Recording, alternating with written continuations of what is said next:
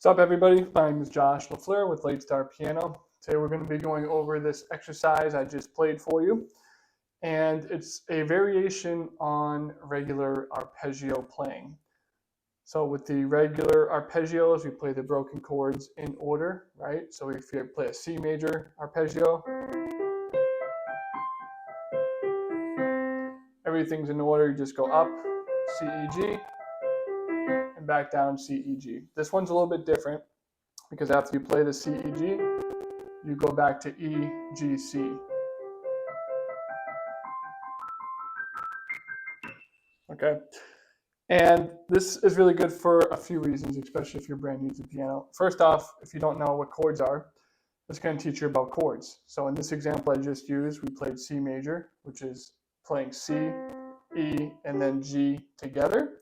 You can find any major chord by picking any random note, in this case C, go up 4 half steps, so 1, 2, 3, 4, and then go up another 3, 1, 2, 3. Right, and you can use that formula again for any major chord. So say we want to play D major, start on D, go up 4 half steps, 1, 2, 3, 4, and then another 3, 1, 2, 3. So D major would be D, F sharp, and A. So that's the first thing it's going to teach you if you're brand new, is you're going to learn all the chords. You can learn all your major chords. You can also do the same thing. Let's say we take A minor. Same exercise, but we're playing a minor chord. To find any minor chord, you pick any note. Again, we can pick A in this case, and it's the opposite of the major chord. So instead of 4 by 3, it's 3 by 4. So you pick A, go up 3 half steps, 1, 2, 3, and then go up another 4, 1, 2, 3, 4. So A minor would be A, C, and E.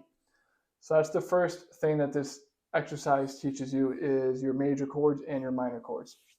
Second thing is it's going to help you work on your inversions. Okay, now what's a chord inversion? Well, if we play a regular chord in root position, if we play, let's do something different. Let's do B flat major. So B flat's in the bottom, and then D and F is B flat major. We don't have to play it with B flat in the bass, so we can change it. We can put B flat up top, F in the middle, and D at the bottom. And then we can change it one more time. We can put F in the bottom, B flat in the middle, and then D at the top. So we started here, B flat, D, F. Then we moved to D, F, and B flat. And then we can go F, B flat, and D. And then we're back to the what's called the root position, where you have the name of the note at the bottom. Okay. So since we're playing triads just a chord with 3 notes, we can have 3 different variations. We can have the name of the chord at the bottom, we can have the name of the chord at the top, and we can have the name of the chord in the middle as well. So it's going to teach you about inversions, and inversions are very important when playing the piano because you don't have to be jumping around doing these huge leaps all over the piano. And doing inversions, you can change chords much quicker and it's a lot more smooth. For example, if we play C major root position, we could play G major in root position by jumping up here and go back to C. Right? We could do that. We could also start on G major and play G major like this. It's a lot smoother and it's a lot easier to play versus jumping up like that. Okay, if you also notice, going from C major to G, there's a G note in both chords, so we can actually leave that G down and just move the other 2 fingers to the other notes. Okay, so inversions are going to help you play a lot of different songs. It's going to work on your technique, and it's something that you need to know how to play overall. That's the second thing it's going to do. Third thing is it's going to work on your technique. Okay, because if you're practicing this, let's start off with C major. You're going to be moving up 2 octaves is the way you want to practice it. So if you start on middle C, then you play your inversion, then your second inversion, then you're back at root position, and then you repeat. So you play the first inversion, second, back in root. Okay? That's what it would look like a little bit faster. And again, so you're going to be working on your technique. You're going to be working on moving up and down the piano at the same time. You're also going to be working on your coordination, because it takes a little bit of coordination to do this, because you're changing your fingers, you're changing your hand position, and you're moving all at the same time. So it's going to help you with all of those things: your technique, your hand position, your finger dexterity, your control overall. And it's also going to help your music theory, right? Your understanding of what you're doing, because you're going to have to know what notes you're playing for this certain chord position, okay? And you can also add in the left hand. So once you start the right hand going, and that's good, then you can throw in the left hand. You can start down here, right? Same thing with the 2 octaves.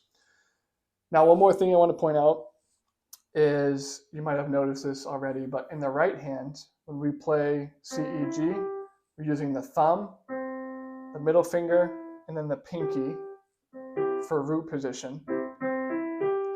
Then when we play the first inversion, this version of it, we know it's first inversion because the C, the name of the chord's at the top. When we play that version, we're using the thumb still, but this time we're using the index finger for the middle note, and then the pinky's at the top. So whenever you play a first inversion chord, a first inversion triad, I should say, you're always going to use the thumb, index, and your pinky. Whenever you play first inversion, you're going to use the thumb, index, and pinky. It doesn't matter what chord. We can take something different. Let's take F sharp. So we have F sharp, A sharp, and C sharp. To play this in first inversion, again, we play the A sharp, C sharp's in the middle, and then the F sharp's at the top. And the fingers we're using is the thumb, index, and pinky. That's all the finger position used for every single chord. In first inversion, we can take something completely different. We can take A flat, for example. So A flat, C, E flat. To play this in first inversion, we put C at the bottom, E flat in the middle, A flat at the top. And again, we're using the thumb, index, and pinky. So another helpful tip there is the same hand position in the right hand is going to be for all the first inversion positions, no matter the chord. And we can even use that for the minor chords as well. So actually for both of them. Right? If we take D minor, D, F, A, first inversion, F, A, D. And so that's another thing. It's going to kind of build in that muscle memory. When you play first inversion chords in the right hand, you instantly have that hand position, the thumb, index, and pinky. And then same thing for second inversion chords. So second inversion, we know, is the name of the chords in the middle. So second inversion C major, your G is at the bottom, C is in the middle, and then your E is at the top. Second inversion, we could have a second inversion F chord, where the C is at the bottom, F is in the middle, A is at the top.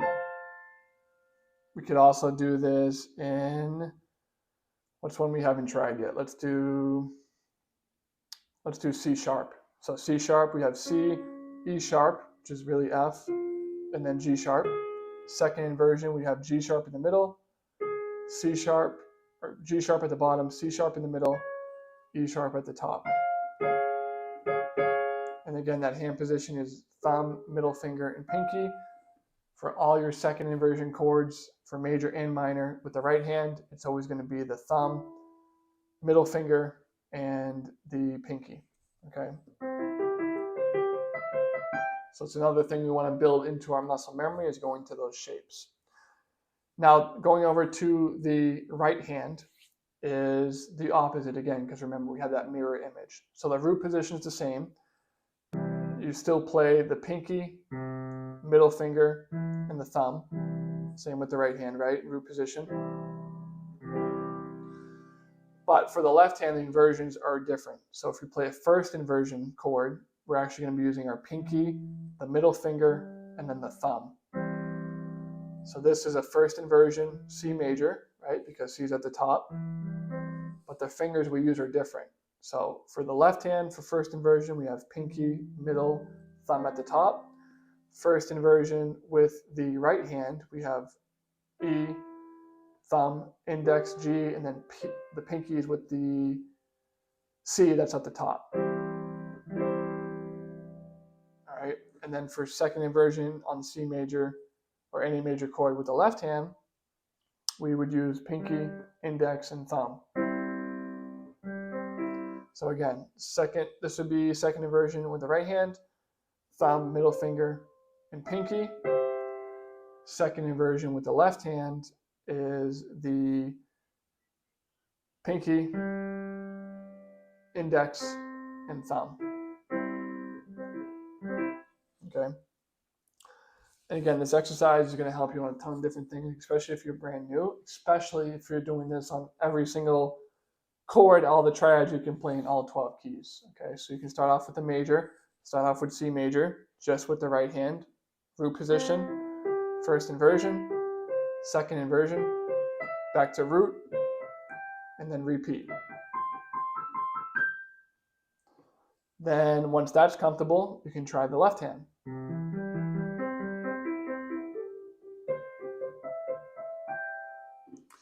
And then once you get really good, you can go both hands together. Now this one definitely start off taking slow because you're going to be using different fingers, right? Like we just talked about. So now we play first inversion C major. Then you can play second inversion C major. Back to root.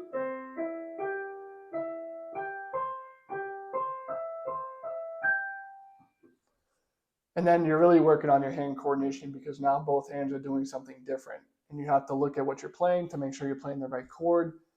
And it's really going to help you with a ton of different stuff, building your technique, your music theory, working on your chord inversions, working on your hand coordination, playing both hands at the same time, doing something different. And it sounds nice, right? We're basically playing arpeggios, except we're just changing it up a little bit. It's your standard arpeggio, just time we're doing arpeggios, but we're playing it in inversions. Right? And when you get fast, it sounds pretty nice, and you can kind of throw it in there on some songs that you play instead of maybe playing in octaves. You know, if you've been doing that, or if you play in fifths, you can kind of throw this in there as a little left-hand bass pattern as well. But again, you can kind of run that through a bunch of different chords, a bunch of different keys. So you can start with C major. Once you're good with that, you can move on to, you can do G major. It's going to be pretty similar since we're still using all the white notes. Right? And then you can maybe practice doing like a chord with one black key. So we go back to our D major example. We had D, F sharp, and A. The first inversion would be F sharp, A, D. Second inversion, A, D, F sharp. So your hand is going to have to move a little bit differently because now we're introducing a black key, right? We're introducing the F sharp.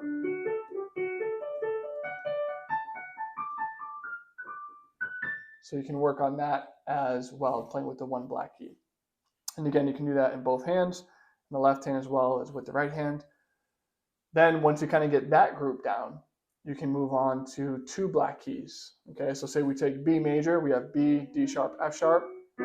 Now we only have one white key, two black keys. You can work on the same thing with this. So root position, first inversion, second inversion, back to root. Right? And again, your hand's going to have to move a little bit differently because we're playing two black keys now instead of one black key or zero black keys. So I would try to do this in groups. Start with all the white notes, white note chords, white note keys, right? So C major, then you can do G major, then you can do, let's say, A minor, right? And D minor. Then once you feel good with that in the right hand and the left hand and you feel pretty good, you can do them both together fairly quickly. Then you can move on to the groups of keys with one black note. So D major, then you can do E major, then you can do whatever else, B flat, right? Now we're starting on a black key, but still just one.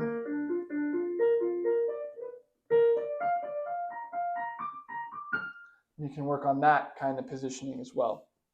One more thing I want to note is when you're practicing this, you want to move your whole arm, your whole elbow as well. You don't want to just be doing this with your fingers and being super tense and being really locked up when you move, because that's bad technique, right? We don't want to do that. We want to be free, kind of free flowing and loose whenever we play, especially when we have exercises where there's a lot going on.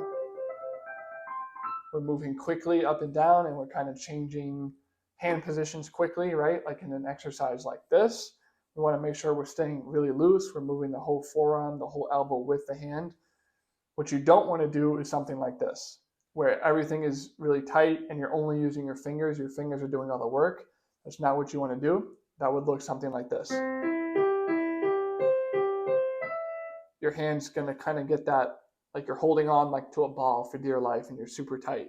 That's not what you want to do. It's going to cause a lot of problems down the road. What you want to do instead is you can rotate your whole arm and your whole hand as well. So going up, you can rotate this way, right? And then when you come back down, rotate it back, and then you're back up. All right, I'm kind of exaggerating the motions, but you want to exaggerate that when you're first starting so you can kind of get the muscle coordination and the muscle memory in your arms and your hands while you're doing it, okay? And just make sure you're staying loose as well the whole time. You can practice this with a metronome as well, so you can actually measure your progress while you're doing this. And you can try to increase the tempo. You can try to maybe go 3 octaves up instead. You can try to add in the left hand as well with the right hand. You can kind of change it up so that you can progress slowly as you go, as you improve, and make it a little bit more challenging. So all that technique, your hand coordination, your music theory, your just ability to play the piano and move on the piano as a whole all increase as well, and you make it more challenging as you improve. So I hope that helps. Again, my name is Josh LaFleur with Late Start Piano.